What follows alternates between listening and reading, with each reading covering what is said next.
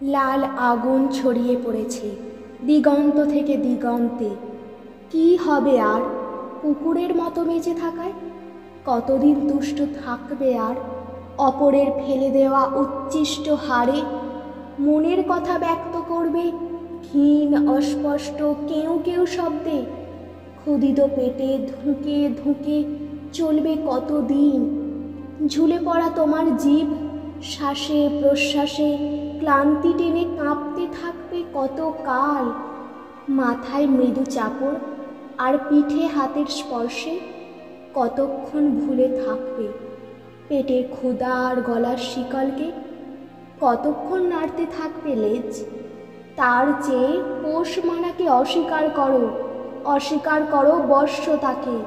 চলো শুকনো হাড়ের বদলে সন্ধান করি তাজা রক্তের। তৈরি হোক লাল আগুনে ঝলসানো আমাদের খাদ্য।